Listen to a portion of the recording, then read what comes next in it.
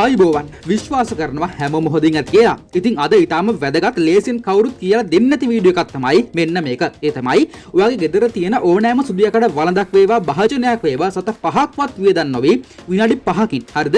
විනාඩි 5කින් non stick භාජනයක් කරගන්න රහස අපි අද ඔයාට නොමිලේම කියලා දෙනවා. ඉතින් ඇත්තටම මේ ක්‍රමය සූපවේදී. එහෙම නැත්නම් චෙෆ්ලා අතරේ රහසක් විදිහට තමයි අදටත් තියෙන්නේ. ඒ වගේම අද වෙළඳ පොලේ තත්වෙන් උසස් non stick pan එකක් ගන්න ගියොත් අනිවාර්යෙන්ම රුපියල් 1000ක් 3000ක් හෝ ඊට වැඩි මුදලක් අනිවාර්යෙන්ම යනවාමයි. ඉතින් නිකමට හිතන්න ගෙදර තියෙන අලුත් පරණ ඕනෑම සුදු යකඩ බදුනක් විනාඩි 5න් non stick කරනවා කියලා කියන්නේ ඒක කොච්චර මැජික් වැඩක් වෙන්න ඕනේද? ඒ වගේම තමයි මේකට වෙනම විශේෂ අමුද්‍රව්‍යයක් අපි භාවිතා කරන්න ඕනෙත් නැහැ. ඉතින් ඇත්තටම මේ වගේ බදුනක් හදාගත්තා කියලා කියන්නෙම ඔයාට සදහටම එකම එක පාරයි.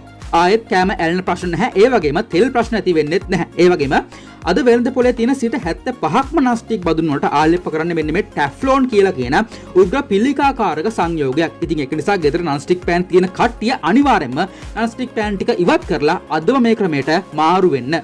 එහෙනම් ඉතින් ඔයාගේ වටිනා කියන ලයික් එක මේ වීඩියෝ එකට දාලා බලන්න පටන් ගන්න කියලා මම බොහොම ආදරෙන් ඉල්ලනවා. ඒත් එක්කලා ඔයා තාමත් අපේ දැනුම TV YouTube නාලිකාව subscribe කරලා එකතු නැත්නම් දැම්ම subscribe කරලා එකතු වෙන්න. හරි එහෙනම් අද අපි යමු මොකද්ද මේ මැජික් වැඩේ කියලා ඉක්මනට දැන කියා ගන්න.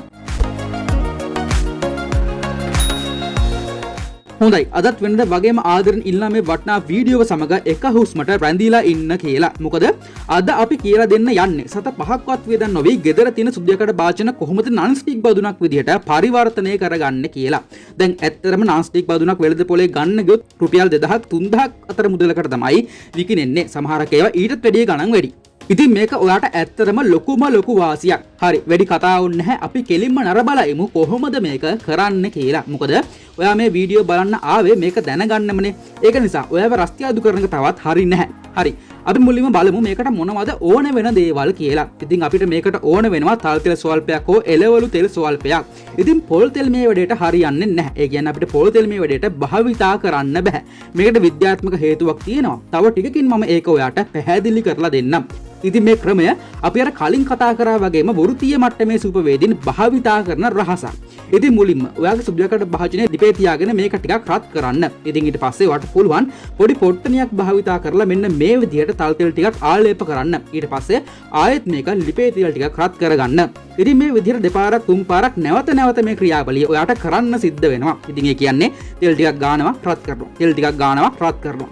ඉතින් මේ ක්‍රමය නිසා ඊටාම සියුම් නැනෝ මට්ටමේ තෙල් තට්ටුවක් ඔයාගේ සුදු යකඩ බදුන මත ක්‍රමක්‍රමයෙන් හට ගන්න පටන් ගන්නවා. ඉතින් මෙන්න මේ ක්‍රමය කිහිප පාරක්ම නැවත කිරීම මගින් ඔයාගේ සුදු යකඩ බදුන දැන් non stick බදුනක් වෙලා ඉවරයි.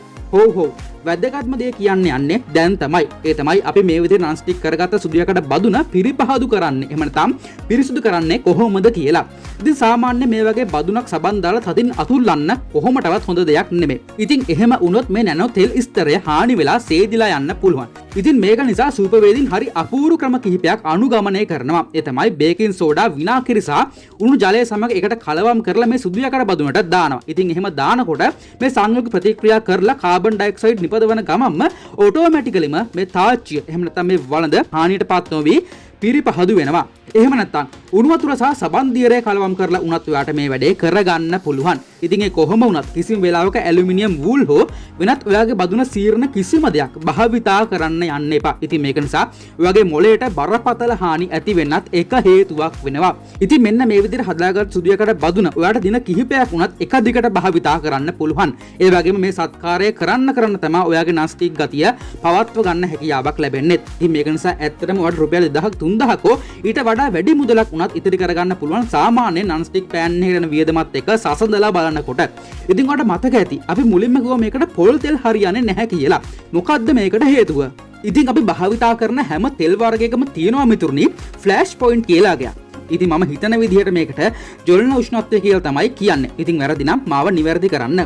සාමාන්‍යයෙන් පොල් තෙල් වල මේ ෆ්ලෑෂ් පොයින්ට් එක ඇත්තටම ඊටාම පහළ අගයක තමයි තියෙන්නේ. ඒ කියන්නේ මේක ඉක්මනට දහණය වෙනවා. ඉතින් නිකමට පොල් තෙල් ටිකක් රත් කරලා බලන්නකො මේක දුම දාලා ඊටාම ඉක්මනට වාෂ්ප වෙලා යනවා. නමුත් තල තෙල් හෝ එළවලු තෙල් වල මේ අගය සෙල්සියස් අංශක 220ක් හෝ ඊට වැඩි අගයක තමයි තියෙන්නේ. ඒ කියන්නේ ඊටාම ඉක්මනට වාෂ්ප වෙන්නෙත් නැහැ, පිච්චෙන්නෙත් නැහැ. ඒක නිසා ෆ්ලෑෂ් පොයින්ට් එක ලොකු අගයක තමයි තියෙන්නේ. හරි ඉතින් අපි අර විදියට සුදුයකඩ බදුන හදාගන්නකොට ඇත්තරම මොකද්ද ඒක වෙන ක්‍රියාවලිය එහෙම නැත්නම් සිද්ධාන්තය. ඉතින් මෙතනදී වෙන්නේ ඇත්තට මේ තෙල් අංශු බදුන මත බහු අවයවීකරණය වෙලා తాවකාලිකව ආවරණයක් සෑදීම විතරයි. ඉතින් උදාහරණයක් විදියට කියනවා නම් මෙන්න මේ වගේ ලස්සනට මේක හැදෙනවා අන්වීක්ෂීය මට්ටමින් බලනකොට. ඉතින් අපි කීප පාරක්ම මේක කරනකොට ඊටාම හොඳට තට්ටු කිහිපයක් විදියට හරිද? තට්ටු කිහිපයක් විදියට මේක ශක්තිමත්ව non stick එකක් බවට පරිවර්තනය වෙනවා. ඉතින් ඕක තමයි සරල සිංහලෙන් තේරෙන විදියට කිව්වොත් මේකේ පිටිපස්සේ තියෙන විද්‍යාව. ඔව් දැන් පොඩ්ඩක් ඉන්නකෝ තවත් ඉතාම වැදගත් දෙයක් තියෙනවා ඔයාට කියලා දෙන්න. ඉතින් මේකත් ඇහුවොත් ඔයාට ඔයාගේ ජීවිතයට ගොඩක් වටේවි. ඒ තමයි වෙළඳ පොලේ තියෙන ඕනෑම බදුනක්. ඒ කියන්නේ non stick බදුන් හැර මතු පිට පෘෂ්ඨයේ කඩතොළු වෙලා තියෙනවා. ඉතින් අපි මේවට කියනවා මයික්‍රෝ සිදුරු, පැලුම් සහ සීරීම් කියලා. ඉතින් මෙන්න මේ වගේ සිදුරු වලට අර ආහාර ගියාම තමයි ආහාර බදුනට ඇලිලා හිටින්නේ. ඉතින් මේ සිදුරු වලට අපි කියනවා පින් හෝල්ස් කියලාත්. ඒ වගේම ඔයාලා දැකලා ඇති වෙල්ක්‍රෝ. ඔය සපත්තු වල එහෙම තියෙන්නේ. අන්න ඒ වගේ කිරි සහ වූල් හුක්ස් වගේ තමයි මේ පැලුම් අතරට ගිහිල්ලා ආහාර ඇලවෙන්නේ.